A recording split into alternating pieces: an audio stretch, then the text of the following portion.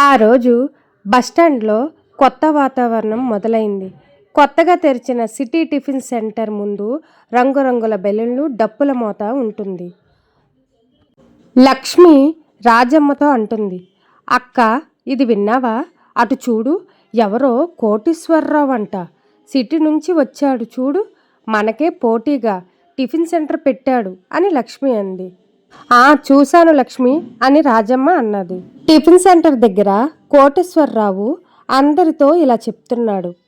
రండి సోదరులారా, రండి. మా హోటల్లో టిఫిన్ తింటే ప్లేట్ ఇడ్లీ కేవలం 10 రూపాయలే. చట్నీలో నెయ్యి ఉచితం, అపరిమిత సాంబార్. అప్పుడు ఆ మాటలకి ఊరి జనం, అమ్మో 10 రూపాయలకి ఇడ్లీనా, పదండి అక్కడికే వెళ్దాం. రాజమ్మ దగ్గర ఎప్పుడు తిన్నదే, లక్ష్మి దగ్గర ఎప్పుడో ఆరేటే అని అందరూ వెళ్ళిపోయారు. లక్ష్మి ఈగలు తోలుకుంటూ, చూసావా అక్క, వాడు ముష్టి 10 రూపాయలకి ఇడ్లీ అంటున్నాడు. నా దగ్గరకు వచ్చే వాళ్ళంతా అటువైపే వెళ్తున్నారు. మన పొట్ట కొట్టడానికే వచ్చాడు వాడు అని రాజమ్మతో చెప్పుకుంటుంది. అప్పుడు రాజమ్మ ఇలా అంటుంది, ఏ లక్ష్మి, నోరు మూసుకొని నీ పని నువ్వు చేసుకో. 10 రూపాయలకు వాడు ఇడ్లీ ఇస్తున్నాడంటే అందులో ఏదో తిరగాసి ఉండే ఉంటుంది. వాడు తక్కువకి ఇస్తున్నాడని నేను నాణ్యత తగ్గించును, నువ్వు కూడా తగ్గించొద్దు. నా గారెలు తినేవాడు ఎక్కడికి పోడు, నీ ఇడ్లీ తినేవాడు ఎక్కడికి పోడు అని చెప్తుంది. మధ్యాహ్నం అయ్యింది. రాజమ్మ దగ్గర గారెలు అలాగే ఉండిపోయాయి, లక్ష్మి దగ్గర ఇడ్లీలు అలాగే ఉండిపోయాయి.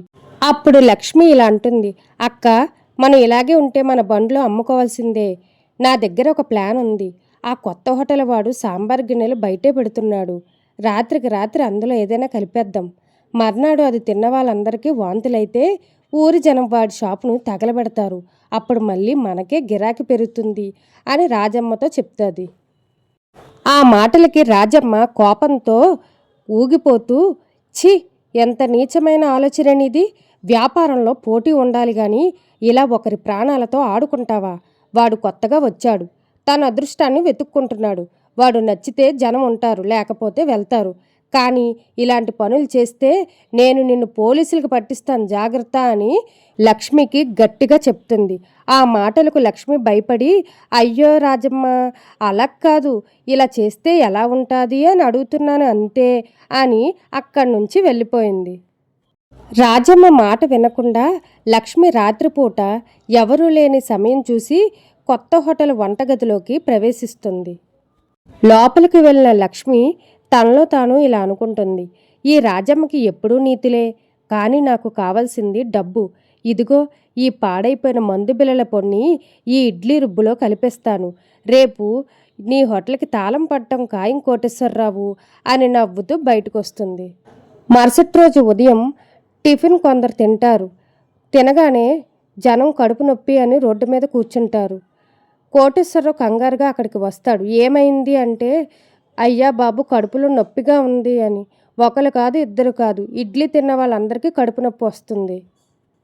అప్పుడు అక్కడికి ఊరు ప్రెసిడెంట్ గారు, రాజమ్మ, లక్ష్మి అందరూ అక్కడికి వస్తారు.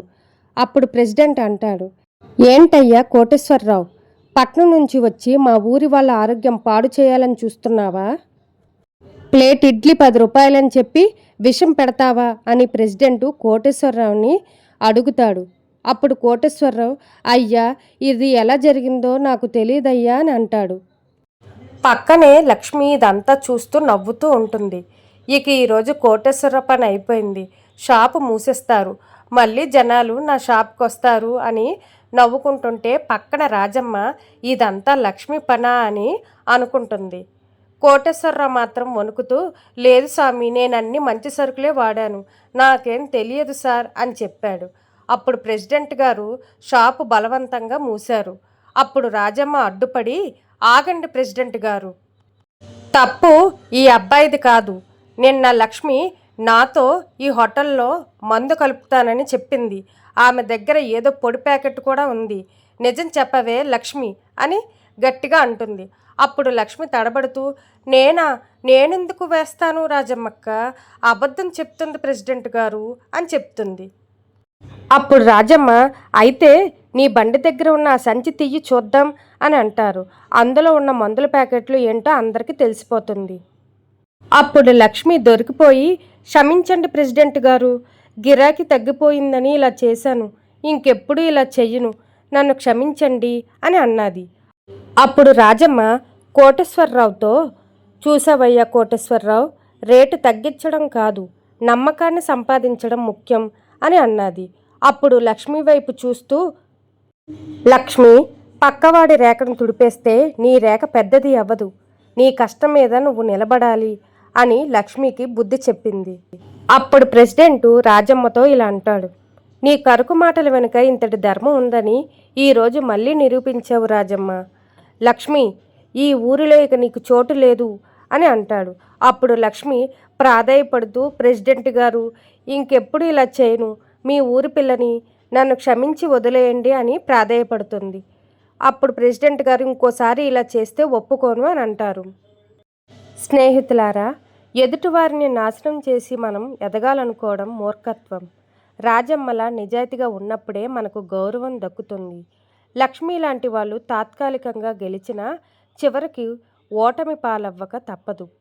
ఈ వీడియో మీకు నచ్చిందా? నచ్చితే లైక్ చేసి కామెంట్ చేయండి.